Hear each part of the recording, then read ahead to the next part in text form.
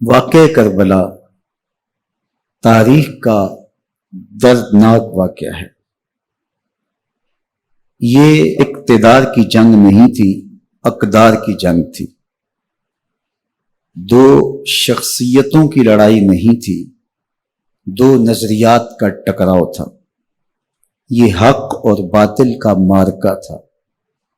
یزید ظلم کا استعارہ ہے، حسین ابن علی امن کی علامت ہے۔ یزید جبر کا پتلا ہے، حسین صبر کا پیکر ہے۔ یزید اپنی بدطینت فطرت اور اپنی طبع ناہموار کے باعث دنیا پر ذلت و رسوائی، ظلم، جبر، جور و زیادتی کی علامت بن کے ابھرا، اور حسین ابن علی رضی اللہ تعالی عنہ حق و صداقت کا نشان بن کے ابھرا۔ کربلا کے تپتے ہوئے ریگزار میں حسینی اور یزیدی دو کردار سامنے آتے ہیں۔ اقبال نے کہا تھا، موسیٰ و فرعون و شبیر و یزید، ایند و قوت از حیات آید پدید، زندہ حق از قوت شبیری است، باطل آخر داغ حسرت میری است، سرخ رو عشق غیور از خون او، شوخی ای مصرع از مضمون او، تا قیامت قطع استبداد کر، موج خون او چمن ایجاد کر۔ یزید بہدل کی بیٹی محسون کا ناپاک بیٹا تھا، اور حسین محمد عربی کی بیٹی فاطمہ کا شہزادہ تھا۔ یزید دمشق کے اطراف میں سرجون اور جریر اختل جیسے اوباشوں کے جھرمٹ میں پل کے جوان ہوا۔ حسین کے گھر کا دروازہ مسجد نبوی کے اندر کھلتا تھا۔ یزید نشے میں دھت ہو کر کے نمازیں چھوڑ دیتا تھا۔ حسین کی کربلا کے اندر بھی نماز تہجد قضا نہیں ہوئی۔ یزید ظلم کا دوسرا نام ہے، حسین امن کی علامت ہے۔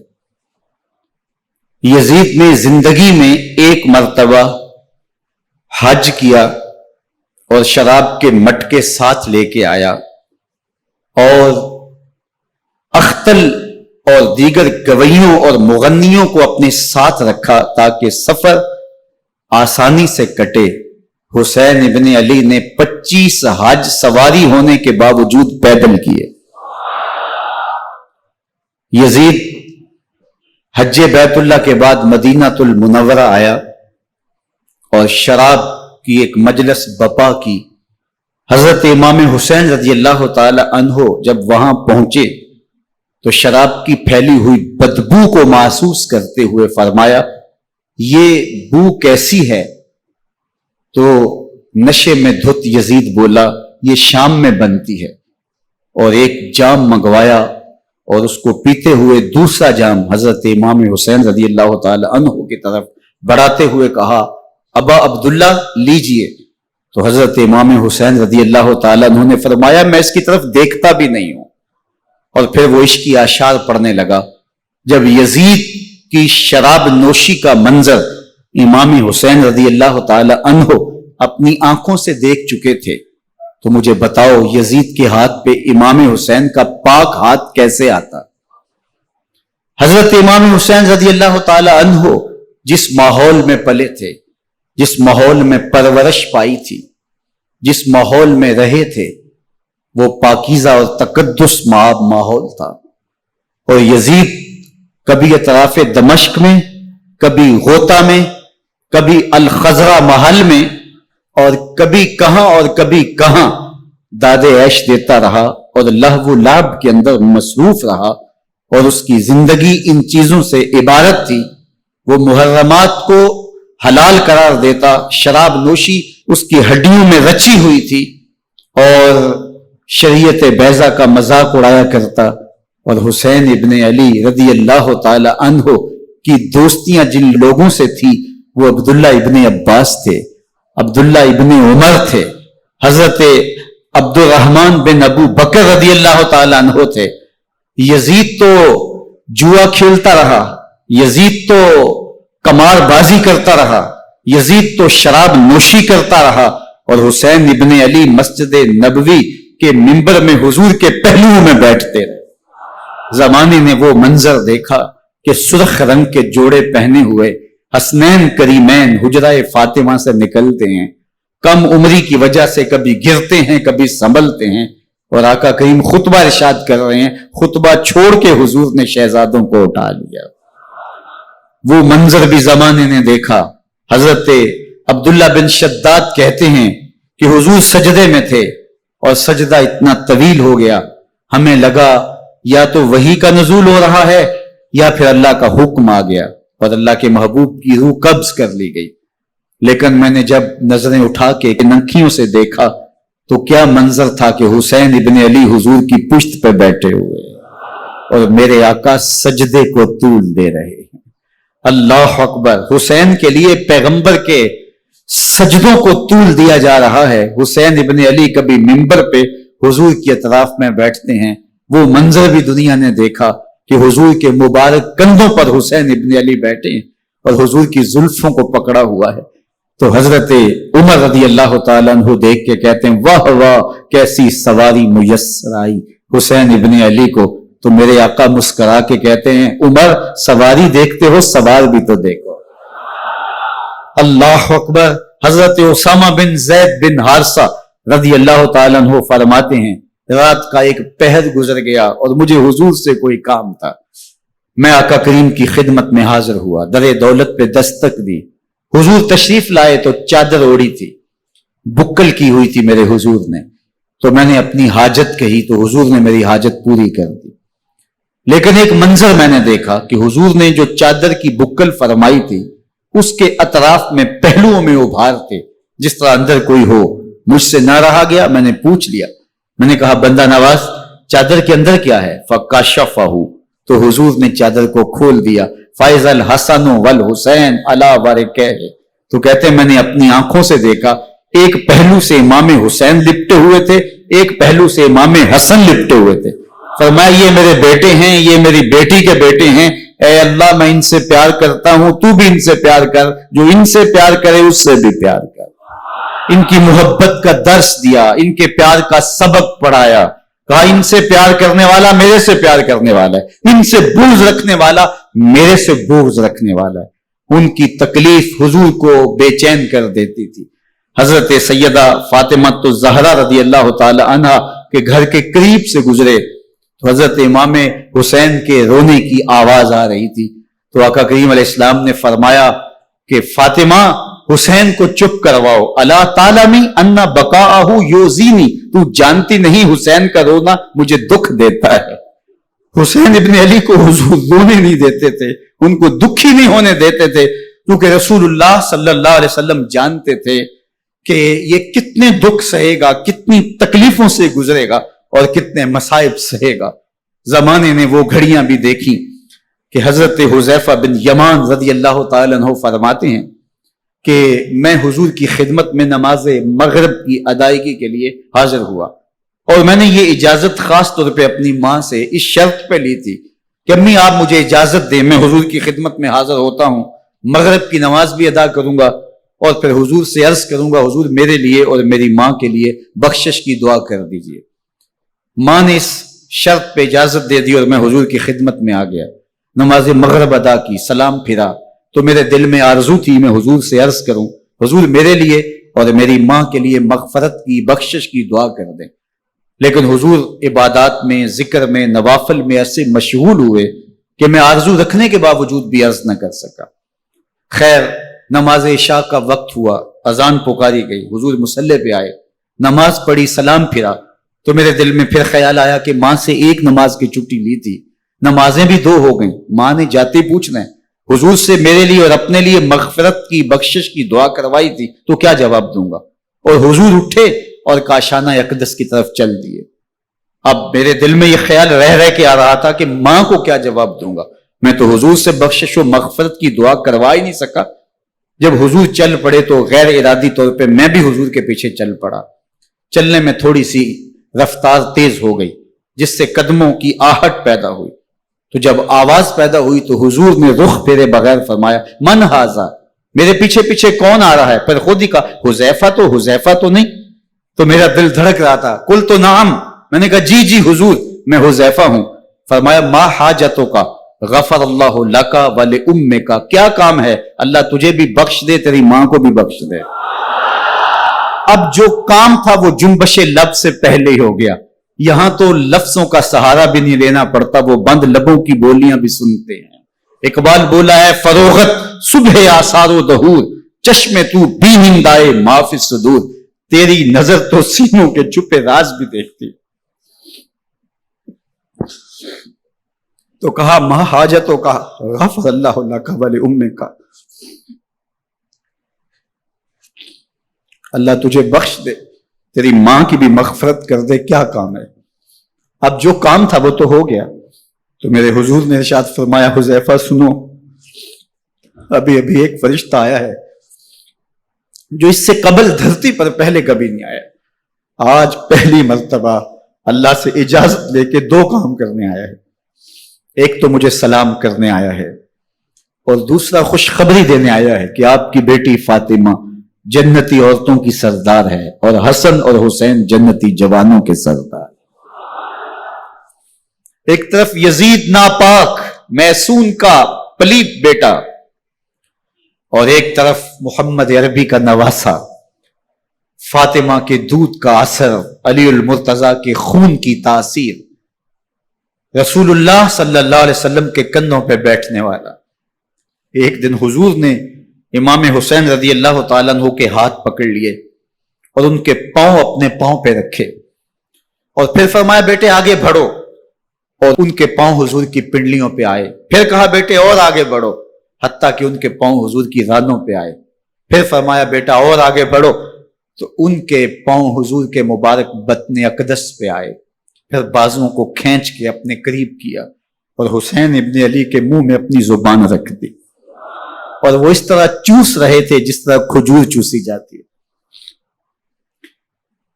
تو اللہ کے محبوب علیہ السلام نے حسین ابن علی کو اپنی زبان کا لعاب دہن دے کر کے، وہ شیر رحمت دے کر کے، وہ کوثر و تسلیم سے پاکیزہ تر آب رحمت عطا کر کے ان کی ہمیشہ کے لیے پیاس بجھا دی، تاکہ کل کربلا کے تپتے ہوئے ریگزار میں حسین ابن علی کو پیاس کی شدت تنگ نہ کرے اور پائے استقلال میں لغزش نہ آنے پائے۔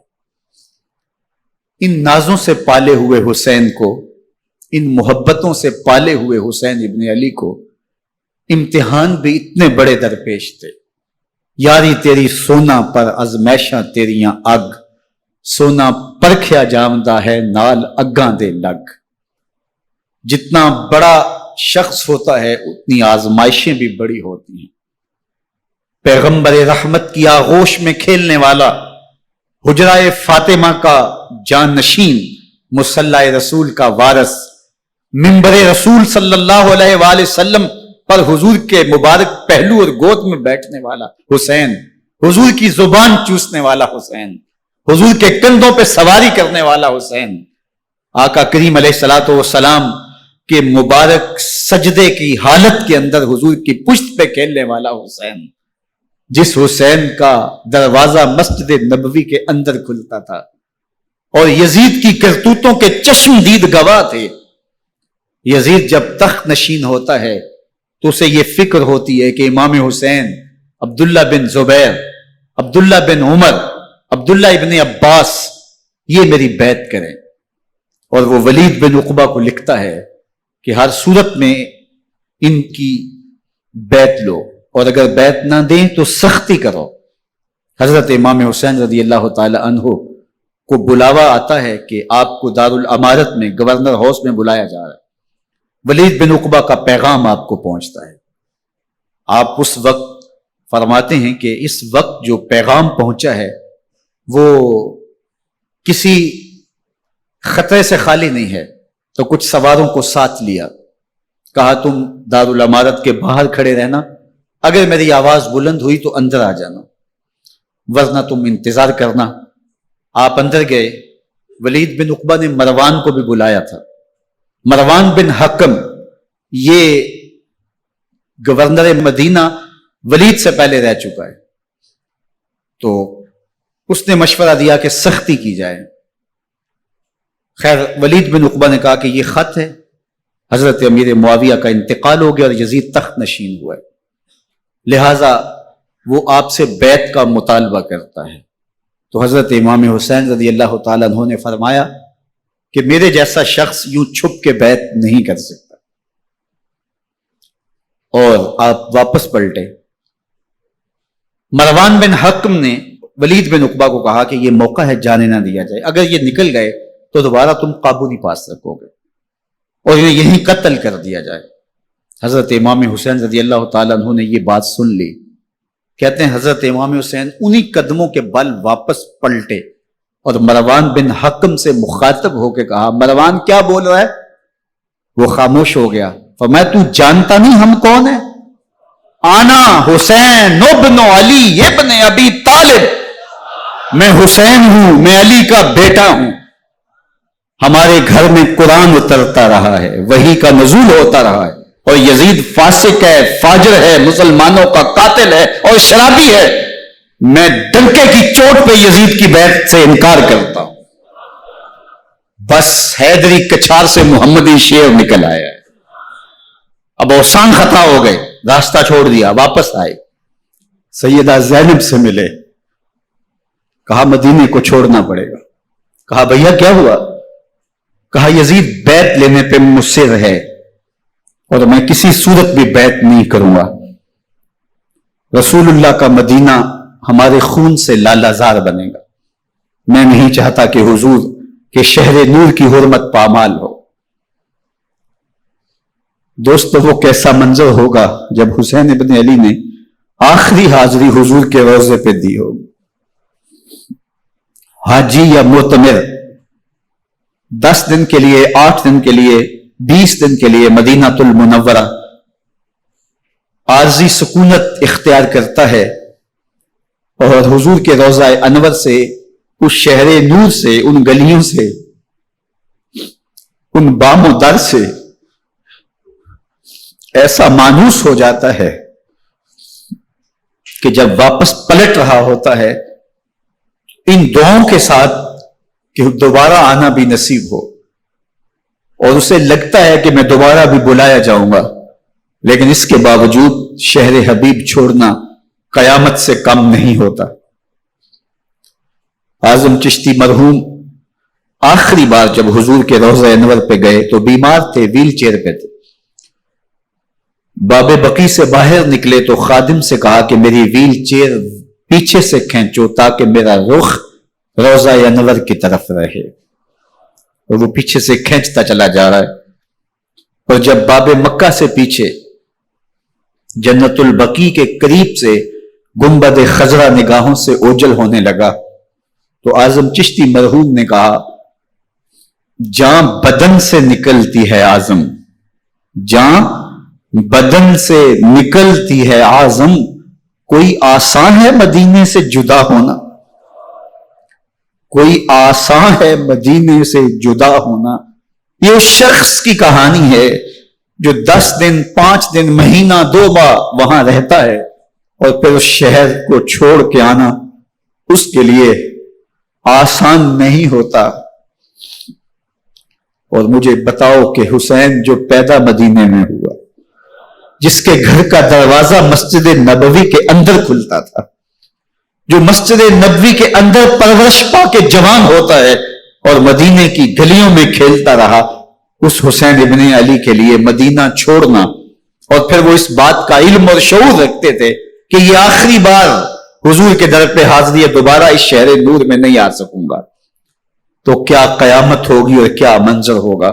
محمد بن حنفیہ کے علاوہ خاندان نبوت کے جتنے لوگ تھے ان سب نے شہر مدینہ کو الوداع کہا، اور رات کے موقع میں مدینۃ المنورہ کو، مسجد نبوی کو چھوڑ کر کے مکہ کی جانب عازم سفر ہوئے۔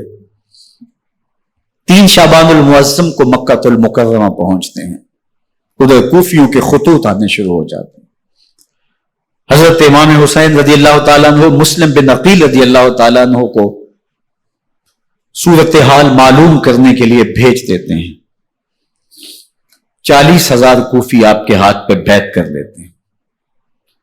ادھر 25 پیدل حج کرنے والے حضرت امام حسین 8 ذی الحج کو احرام باندھتے ہیں، لیکن آپ کو پتہ چلتا ہے کہ حاجیوں کے روپ میں قاتل چھپا دیے گئے، تو آپ اس احرام کو حج کی بجائے عمرے میں بدلتے ہیں اور کوفے کی جانب عازم سفر ہوتے ہیں۔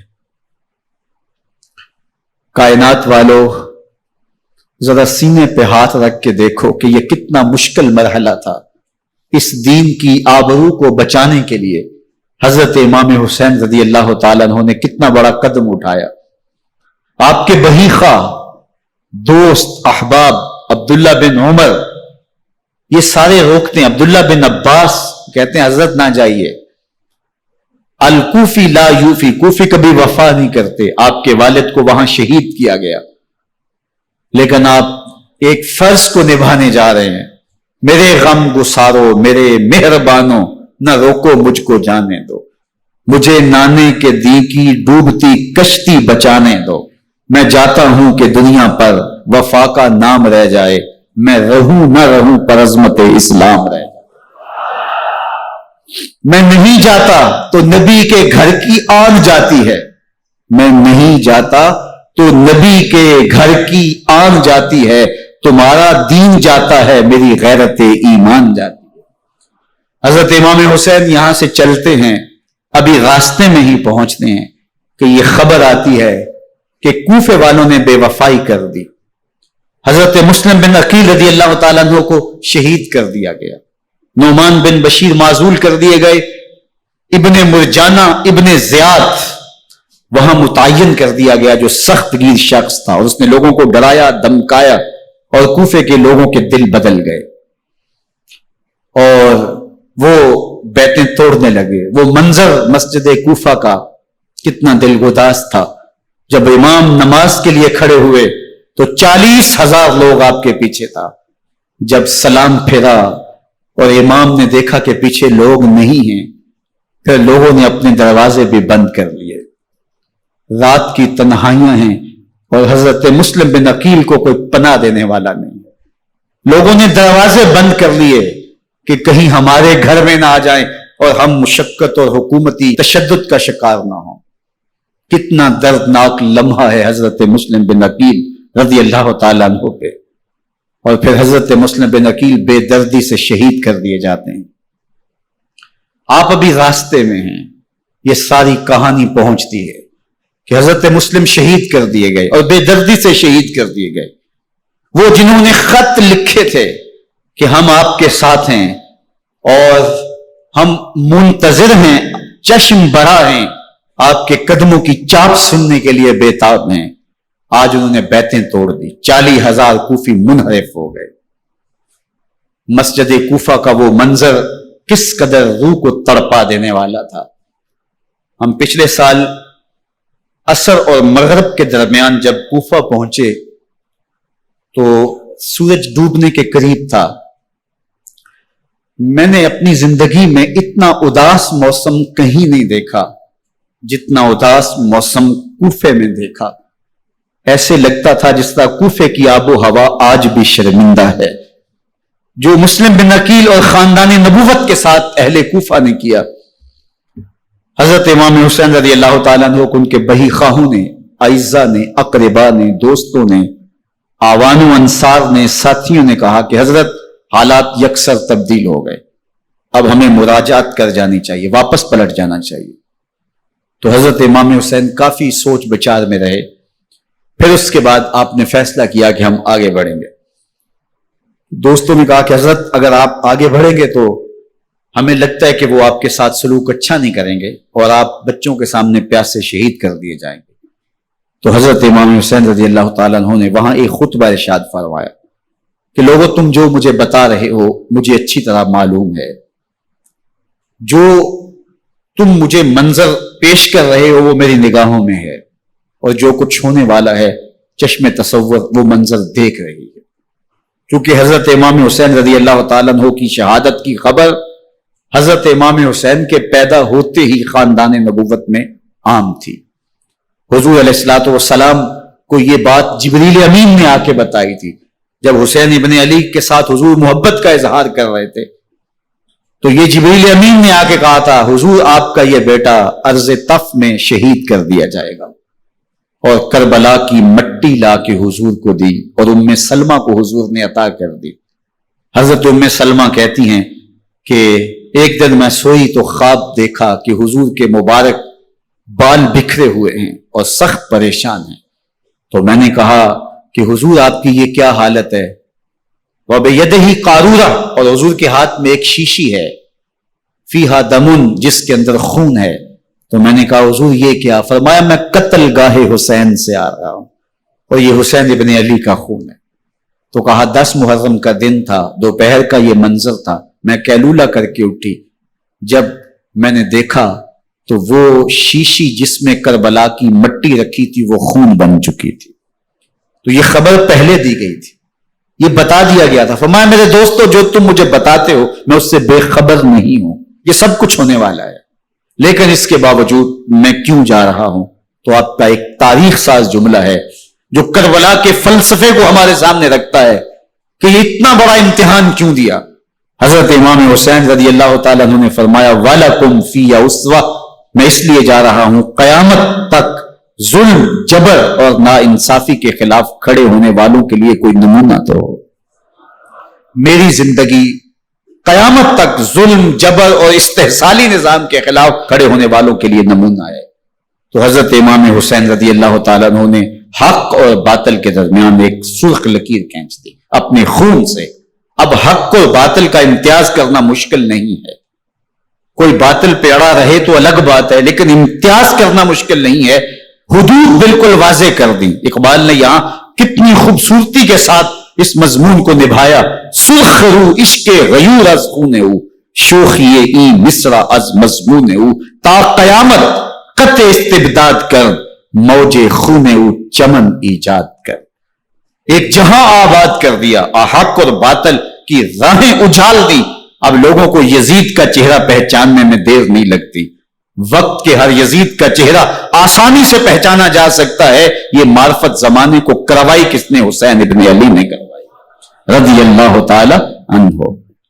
تو حضرت امام حسین نے فرمایا کہ جو میرے ساتھ ہونے والا ہے میں اچھی طرح جانتا ہوں، لیکن میں اس کے باوجود آگے بڑھوں گا۔ پھر بڑھے اور کربلا میں جا کے خیمہ زن ہو گئے۔ 7 محرم کو پانی بند کر دیا گیا۔ پانی بند ہوا تو کھانا بھی میسر نہیں تھا، لیکن ذکر پانی کا ہوتا ہے اس لیے کہ کھانے کے بغیر انسان کئی دن کاٹ لیتا ہے، لیکن پانی کے بغیر گزر نہیں ہوتی۔ تو فرات کی نہر سامنے اپنی موجوں کے ساتھ چمک رہی ہے، لیکن ایک قطرہ آب بھی آل رسول کو نہیں دیا جا رہا۔ کائنات کے اندر ایسے انوکھے امتحان بھی ہوتے ہیں۔ وارث ہوں ساقی کوثر کے، مالک ہوں حوض کوثر کے، اور بیٹے ہوں ساقی کوثر کے، اور آج ایک بوند پانی کی بھی میسر نہ ہو۔ صبر کا امتحان ہے، عزیمت کا امتحان ہے۔ حضرت امام حسین رضی اللہ تعالیٰ عنہ خیمہ زن ہو گئے۔ 3 دن تک پانی بند رہتا ہے۔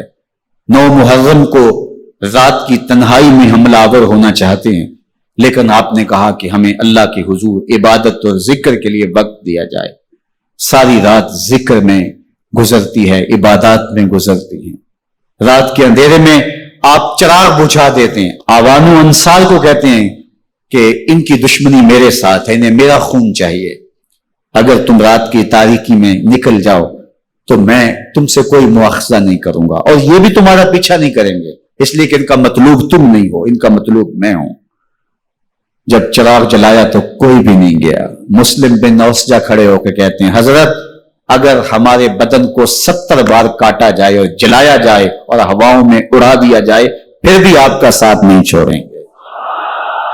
70 سال کے بوڑھے ہیں حبیب بن مظاہر، کہتے ہیں حضرت آپ کو چھوڑ کے جائیں کہاں، آپ کو چھوڑ کے جائیں کہاں؟ کوئی ساتھ چھوڑنے کے لیے تیار نہیں ہے، پیاس ہے، سخت گرمی ہے، کربلا کا ماحول ہے، 72 افراد اور خاندان کی خواتین میدان کربلا میں خیمہ زن ہیں، دوسری طرف لشکر آدھا اشقیا 22,000 کی تعداد میں مقابلے میں، ایک روایت 30,000 کی ہے۔ ان صرف 72 پیاسے لوگوں کے لیے اتنے لوگوں کو جمع کرنے کا مقصد خوف زدہ کرنا تھا۔ شرط ہے کہ یزید کی بیعت کر لیں، محاصرے توڑ دیں گے، پانی دستیاب ہوگا، اعزاز و اکرام سے نوازا جائے گا، خزانوں کے منہ کھول دیے جائیں گے۔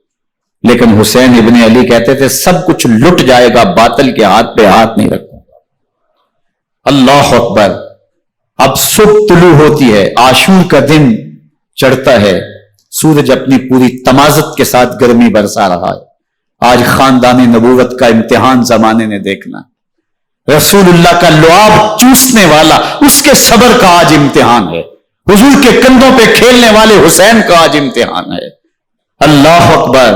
حسین ابن علی تمام حجت کرتے ہیں میں نے تمہارا کچھ نہیں بگاڑا، میں نے کسی کا خون نہیں کیا، میں نے کوئی زیادتی نہیں کی، تم کیوں میرے قتل کے در پہ ہو؟ تم جانتے نہیں میں کون ہوں؟ میں تمہارے نبی کا نواسا ہوں، رسول اللہ صلی اللہ علیہ وآلہ وسلم کے کندھوں پہ کھیلتا رہا ہوں، حضور کا لعاب چوستا رہا ہوں، اور میں بوسا گاہے رسول صلی اللہ علیہ وآلہ وسلم ہوں۔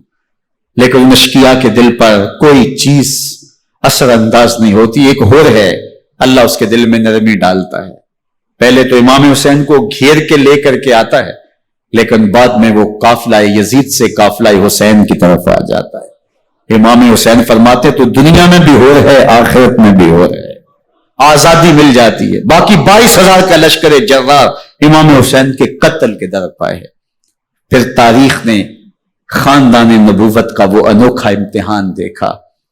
حضرت امام حسین کے بچے بالخصوص خواتین پیاس کی شدت میں حلق خشک ہے۔ حضرت سکینہ تڑپ کے اپنے باپ سے کہتی ہیں کہ مجھے 6 ماہ کے لیے اصغر کی پیاس نہیں دیکھی جا رہی۔ بچے کو ہاتھوں پہ اٹھاتے ہیں اور نہر فرات کے کنارے پہنچ کے فرماتے ہیں اشقیاء سے مخاطب ہو کے تمہارا معاملہ میرے ساتھ ہے، اس 6 ماہ کے بچے نے تمہارا کچھ نہیں بگاڑا، اور چلو بھر کے اس کا حلق سیراب کرنا چاہتے ہیں۔ ایک 2 شاخہ تیر آتا ہے جو حضرت علی اصغر کے گلے کو چیر دیتا ہے۔ راوی لکھتے ہیں کہ وہ عام تیر نہیں تھا، جانوروں کو شکار کرنے کے لیے جو بڑے تیر ہوتے ہیں وہ 2 شاخہ تیر تھا۔ وہ گردن کو کاٹ دیتا ہے، خون بہنے لگتا ہے، گردن لٹک جاتی ہے۔ حضرت امام حسین وہ بہتا ہوا خون اپنے چلو میں لیتے ہیں اور آسمان کی طرف اچھال کے کہتے ہیں مالک حسین کی یہ قربانی بھی قبول۔ یہ تماشا لبے بام نہیں ہے، بچہ بیمار ہو ڈاکٹر جواب دے دیں، ماں باپ کے ہاتھ پھول جاتے ہیں، زندگی کی سانسیں ابھی چل رہی ہوتی ہیں، لیکن ڈاکٹر کہے کہ یہ میرے بس کا روگ نہیں ہے، کہیں اور لے جاؤ، تو زندگی کا لف و نشر غیر مرتب ہو جاتا ہے۔ میں سلام پیش نہ کروں حسین ابن علی کو، 6 ماہ کا علی اصغر ہاتھوں میں دم توڑتا ہے، گردن لٹک جاتی ہے، خون بہ رہا ہے، اب خیموں کی طرف بڑھ رہے ہیں، لیکن زبان پہ شکایت نہیں ہے، کہتے ہیں مالک حسین کی یہ قربانی قبول کر لے۔ اب خیموں کی طرف آنا، شہر بانو، ام رباب، سیدہ زینب، حضرت سکینہ سلام اللہ علیہا کا سامنا کوئی آسان کام نہیں تھا، لیکن حسین ابن علی آتے ہیں، شہزادے کو یہاں خیموں کے قریب رکھ کے کہتے ہیں کہ یہ حوض کوثر سے سیراب ہو گیا ہے۔ اللہ اکبر۔ کوہرام مچ جاتا ہے خیموں کے اندر، کیا منظر ہوگا، اور ان کو کن الفاظ کے پیرائے میں ڈھال کر کے ان کیفیات کو بیان کیا جا سکتا ہے جو اہل بیت کے خیموں کے اندر علی اصغر کی شہادت کے بعد کا منظر رقم ہو رہا ہوگا۔ اللہ اکبر۔ ادھر اشقیاء آوازیں دے رہے ہیں، مبارزت کے لیے پکار رہے ہیں۔ زمانے میں پھر وہ منظر بھی دیکھا کہ جوان بیٹے کو 18 سال کی کمائی حضرت امام حسین میدان عمل میں بھیج رہے ہیں۔ وہ علی اکبر جو حسین کا نور نظر ہے، آنکھوں کا قرار ہے، دل کی تسکین ہے، اور پھر حضرت علی اکبر جب گھوڑے کی زین سے فرش زمین پہ گرتے ہیں تو باپ کو آواز دیتے ہیں اور حضرت امام حسین جو ہے وہ آگے جا کے بیٹے کی لاش اٹھاتے ہیں. اللہ اکبر. 18 سال کے بیٹے کی لاش کو کندھوں پہ اٹھا کے خیموں تک لاتے ہیں اور ہاتھ پھیلا کے کہتے ہیں مالک حسین کی یہ قربانی بھی قبول.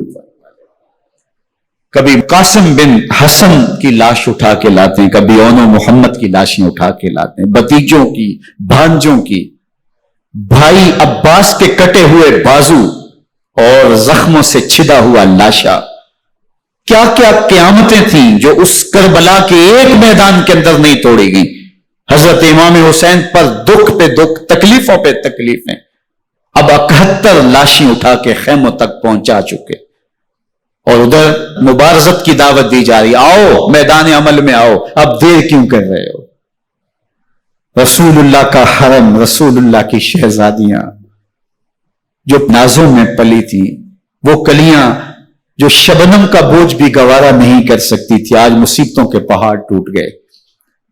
حضرت امام حسین کبھی شہربانوں کو, کبھی ام رباب کو دلاسا دیتے ہیں, کبھی حضرت زینب کو کہتے ہیں. حضرت زینب کربلا کے اس میدان کے اندر بڑے حوصلے کے ساتھ اپنے بھائی کے ساتھ کھڑی رہی, اپنے 2 بیٹے راہ خدا میں پیش کیے, ان کی لاشیں وصول کی, لیکن زینب جس جرأت کے ساتھ, جس پامردی کے ساتھ اس سارے منظر کو حوصلے کے ساتھ سہتی رہی, وہ یقیناً حوصلہ سیدہ زینب سلام اللہ علیہا کا ہی ہے. لیکن یہ وہ منظر تھا کہ زینب کا دل بھی ڈول گیا جب حسین ابن علی گھوڑے پر بیٹھنے لگے, اور ان کو گھوڑے میں بٹھانے والا کوئی نہیں تھا, اور جو بھی سوار جاتا پھر واپس اس کی لاش ہی آتی اور حسین ابن علی لے کے آتے. آج حسین ابن علی جا رہے ہیں, زندگی کا سارا سرمایہ لٹ رہا ہے. حضرت زینب سلام اللہ علیہا سنبھل نہیں رہی. حضرت امام رضی اللہ تعالیٰ عنہ اٹھے اور آپ نے حضرت زینب کو صبر کی تلقین کی اور کہا کہ صبر ہی بہترین ذریعہ ہے اور اللہ کی قربت کا ایک بہترین سبب ہے. اور ان کو صبر کی تلقین کرتے ہوئے فرمایا کہ میرے بعد تم نے اس ذمہ داری کو سنبھالنا ہے اور ان مخدرات اسلام کی, ان شہزادیوں کے پردے کی تم نے حفاظت کرنی ہے. اور پھر گھوڑے کی زین کس کے امام حسین لشکر اشقیاء کی طرف بڑھتے ہیں. اب خیموں سے سسکیوں کی آواز آ رہی ہے, ان کا سردار, ان کا تاجدار آج سب کو چھوڑ کے کربلا کے میدان کی طرف بڑھ رہا ہے. جرم کیا کیا, قصور کیا کیا, اس نے کیا زیادتی کی کہ آج نیزوں اور انیوں کے مقابلے میں 22,000 کا لشکر حضرت امام حسین پہ ٹوٹ پڑتا ہے. آپ پھر تمام حجت کرتے ہیں میں نے کسی کو قتل نہیں کیا, خون ناحق نہیں بہایا, میرے خون کے درپے کیوں ہو, اپنی آخرت کیوں برباد کرتے ہو, تم جانتے نہیں میں کون ہوں, میں تمہارے نبی کا نواسا ہوں. لیکن ابن زیاد کہتا ہے مقابلے میں آؤ. پھر حضرت امام حسین رضی اللہ تعالیٰ عنہ مقابلے میں آتے ہیں, اور جب گھوڑے کو ایڑ لگا کے دشمن اشقیاء پہ ٹوٹتے ہیں تو پھر ایسا منظر ہوتا ہے کہ وہ بھیڑ بکریوں کی طرح آگے بھاگتے ہیں. 71 زخم کلیجے پہ لیے شجاعت کا یہ پیکر جب میدان میں آتا ہے, آواز آتی, یہ کون ذی وقار ہے, بلا کا شاہ سوار ہے, لباس ہے پھٹا ہوا, غبار سے اٹا ہوا, تمام جسم نازنی چدا ہوا, کٹا ہوا, یہ نبی کا نور عین ہے, یہ بن یقین ہو سکتا ہے, یہ حسین ابن علی رضی اللہ تعالیٰ عنہ. پھر چاند بادلوں میں گھر جاتا ہے, شامی ہنڈے تیر برساتے ہیں, تلواروں سے آپ کے بدن پر ضربیں لگاتے ہیں اور نیزوں سے آپ کے بدن کو پرو دیتے ہیں. جب آپ کا پیراہن بعد میں اتارا گیا تو آپ کے پیراہن میں 122 سوراخ تیروں کے تھے, 33 زخم تلواروں کے, 34 گھاؤ نیزوں کے تھے. جب گھوڑے کی زین سے فرش زمین پر آئے, بدن چھلنی تھا, زخم زخم سے خون بہ رہا تھا.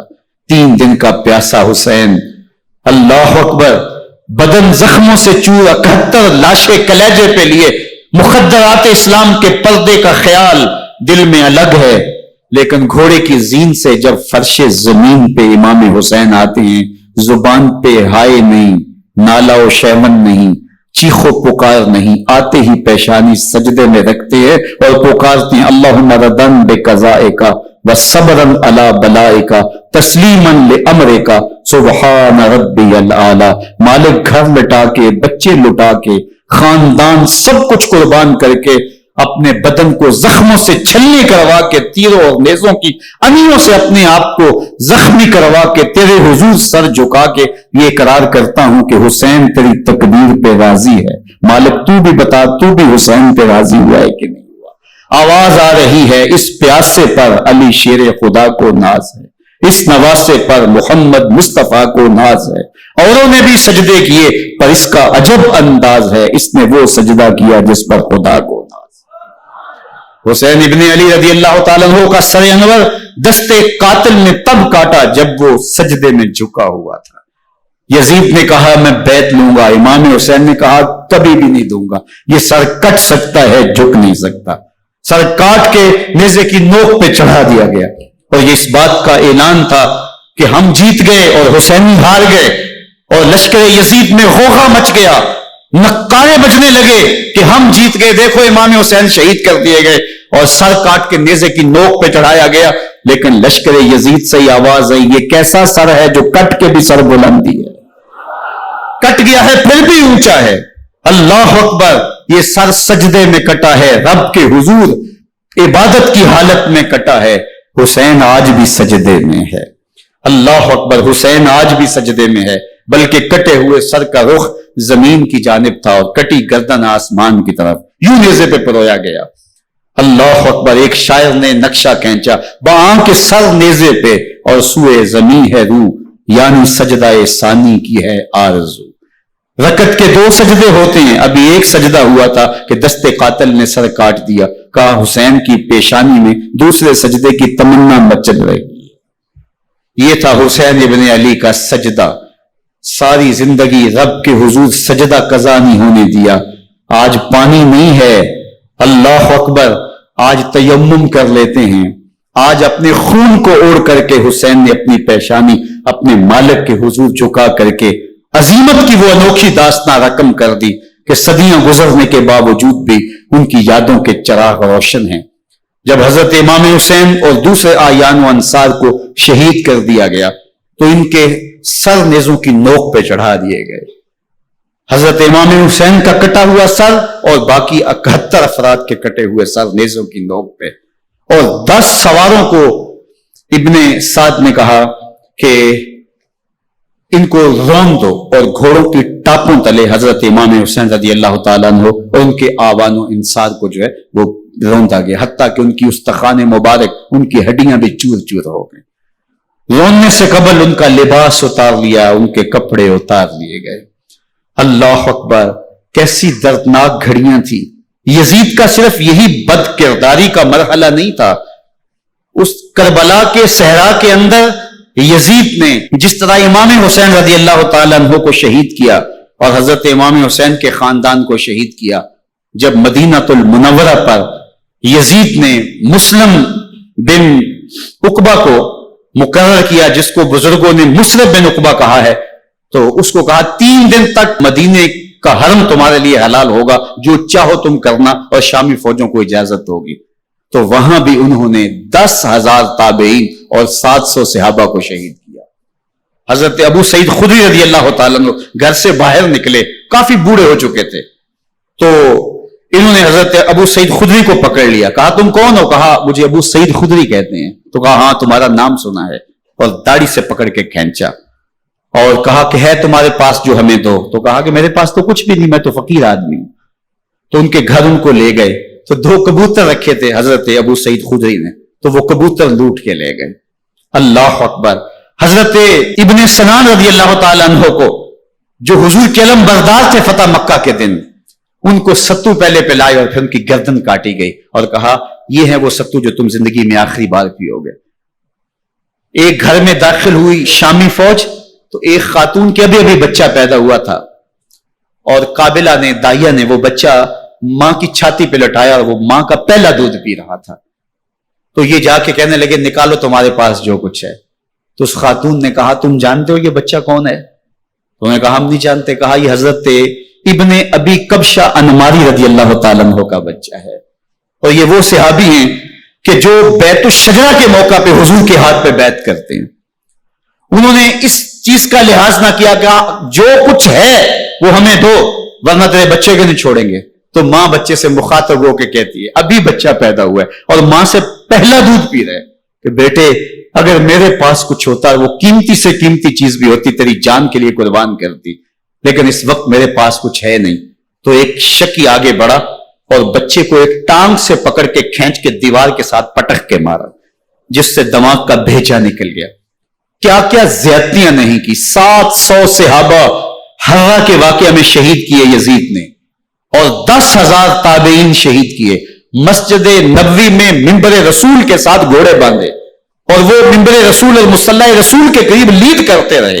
حضرت سید عبد المسیب فرماتے ہیں، میں نابینا تھا اور حضور کے روضہ انور کے پاس بیٹھا تھا، اور یزید کے سپاہی آتے، جو بھی مسجد میں نظر آتا پکڑ کے لے جاتے، مجھے نابینا سمجھ کے چھوڑ دیتے، لیکن میں پریشان تھا کہ ظہر کا وقت ہوگا، عصر کا وقت ہوگا، مغرب عشاء کا وقت ہوگا، نہ اذان، نہ اقامت، نہ جماعت، تو کیسے مجھے پتہ چلے گا کہ نماز کا وقت ہو گیا، اور کیسی میری نمازوں کا کیا بنے گا. میں اس فکر میں بیٹھا تھا. لم ازل اسمع الاذان والاقامت من قبل رسول اللہ صلی اللہ علیہ وآلہ وسلم. فرماتے جب بھی پھر نماز کا وقت آیا، گنبد خضرا سے اذان کی بھی آواز آئی، اقامت کی بھی آواز. 3 دن تک مسجد نبوی کے اندر گھوڑے بندے رہے اور مدینہ کی حرمت پامال کی. مدینہ کے گھروں کے اندر یہ بدکماش داخل ہوئے، اور جو بدکاریاں انہوں نے کی، کلیجہ منہ کو آتا ہے. 1002 شیزائیں ان بدکاروں کی بدکاریوں کی وجہ سے کواری حالت کے اندر حاملہ ہو. 3 دن تک مدینے کا حرم انہوں نے پامال کیا، اور پھر مکہ المکرمہ میں کعبہ اللہ پر گولے برسائے اور کعبہ کا غلاف جل گیا. وہ تو یزید مر گیا، اور حضرت عبداللہ ابن زبیر رضی اللہ تعالیٰ عنہ نے اپنی خلافت کا اعلان کیا. یزید کے یہ کرتوت تھے، ادھر اہل مدینہ کو ستایا، ادھر اہل مکہ کو ستایا، اور رسول اللہ صلی اللہ علیہ وسلم کے خانوادے کی بے حرمتی اور توہین کی. نہ صرف انہیں قتل کیا گیا، ان کی لاشوں پہ گھوڑے دوڑائے. ابن سعد اور شمر جو ہے وہ خیموں میں داخل ہوا اور مخدرات اسلام چادریں چھیننے کی کوشش کی. حضرت زینب سلام اللہ علیہ نے مخاطب ہو کے کہا، ہمارے چہرے کے رکھوالے چلے گئے ہیں، ظالم تو خیال نہیں کرتا ہم رسول اللہ کی بیٹیاں ہیں. حضرت شہربانو، حضرت زین العابدین اور حضرت زینب سلام اللہ علیہ، ان تینوں کو ایک اونٹ پہ باندھا گیا، اور باقی اونٹوں پہ باقی سادات کو، حضور کی شہزادیوں کو باندھا گیا، رسیوں میں جکڑا گیا، اور اونٹوں پہ باندھ کر کے کوفے کی جانب آگے آگے شہیدوں کے سر چل رہے ہیں، اور پیچھے یہ قافلہ چل رہا ہے. اور جب یہ قافلہ وہاں سے گزرا جہاں لاشیں پڑی تھی، امام زین العابدین 14 سال کے تھے اور بیمار تھے، اور ان کا حوصلہ نہ ہوا، وہاں غشی ان کے اوپر آنے لگی. اور وہ منظر ابن کثیر نے، باقی لوگوں سب نے لکھا ہے کہ پھر جب ان کی یہ حالت ہوئی تو پھر سیدہ زینب سلام اللہ علیہ، جنہوں نے ابھی تک بڑے حوصلے کے ساتھ ساری مشکلات کا مقابلہ کیا تھا، اب ان کے بندن ٹوٹ گئے اور آنکھوں سے آنسو بہنے لگے. اور سیدہ زینب تھے امام حسین رضی اللہ تعالیٰ عنہ کی لاش پہ کھڑے ہو کے، اور وہ روندی ہوئی لاش، ٹوٹی ہوئی ہڈیاں، اور وہ بڑا بدن، کٹا ہوا سر نیزے کی نوک پہ، اور لاش یہ پڑی ہے. تو حضرت سیدہ زینب نے مدینے کی طرف منہ کر کے جو ہے وہ حضور سے فریاد کی، یا محمد آہو، یا محمد آہو، حاذا حسین بالآراء مزمر بالدماء، یا محمد آہو بناتوں کا سبایا. رسول اللہ، اے پیارے آقا، یا جد آہو، اے ہمارے نانا محترم، یہ دیکھیے آپ کا حسین پڑا ہوا ہے. بدن سے کپڑے اتار لیے گئے، خاک ہوائیں اڑا رہی ہیں، اور اس کے اوپر چادر جو ہے وہ مٹی کی پڑ گئی ہے. حضور آپ کی اولاد کاٹ دی گئی، اور پھر کہا بناتوں کا سبایا.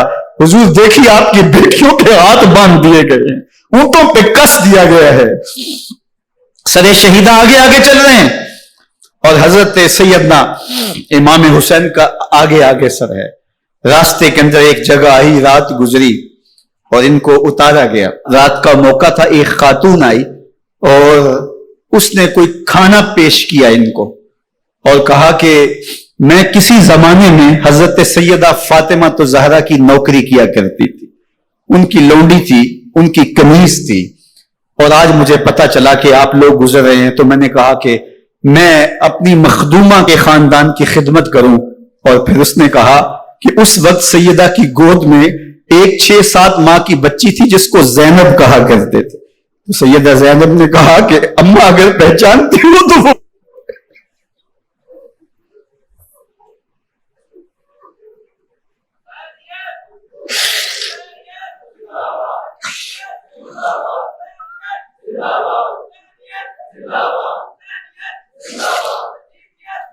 یہ تاراج اور لٹا ہوا کارواں پھر وہاں سے کوفے میں کیسے پہنچا، اور کوفے کے اندر سیدہ زینب سلام اللہ علیہا نے وہ یزید کے دربار میں، ابن زیاد کے دربار میں وہ جرأت آمیز جو باتیں کہیں، اللہ اکبر، زینب کی زبان میں علی کی خطابت بول رہی تھی، اور پھر دشمن اور دوست سارے رونے لگے، اور وہ کیا دل گداز منظر تھے.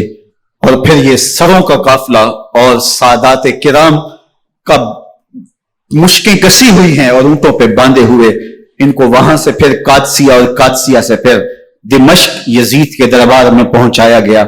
اور وہاں سے یہ لٹے ہوئے خانمہ برباد تاراج لوگ مدینہ المنورہ میں کیسے پہنچے، اور اہل مدینہ نے کیسے استقبال کیا، اور وہ منظر کتنا دلگداز تھا جب اہل مدینہ زینب سے پوچھتے تھے زینب حسین کہاں ہے.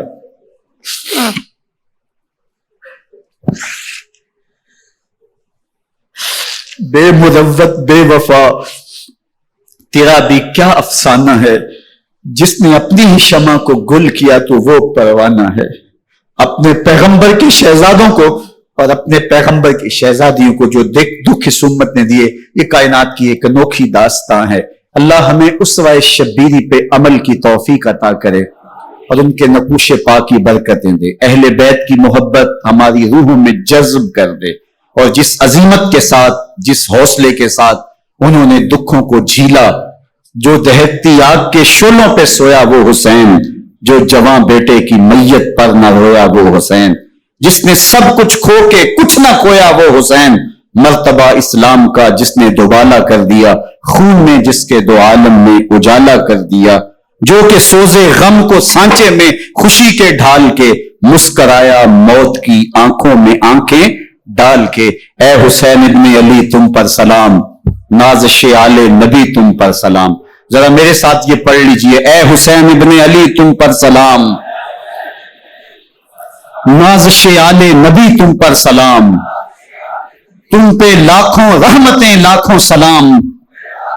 اے شہیدان محبت کے امام، لالا گوں لالا بدن لالا کفن، اے چمن اندر چمن، زندگی ہی زندگی تیری حیات، اے حیات اندر حیات، افتخار ملت بیضا ہے تو، رب کعبہ کی قسم یکتا ہے تو، فخر کا دل میں دریچہ باز کرنا چاہیے، جن کا تو آقا ہے ان کو ناز کرنا چاہیے. وآخر دعوانا ان الحمدللہ.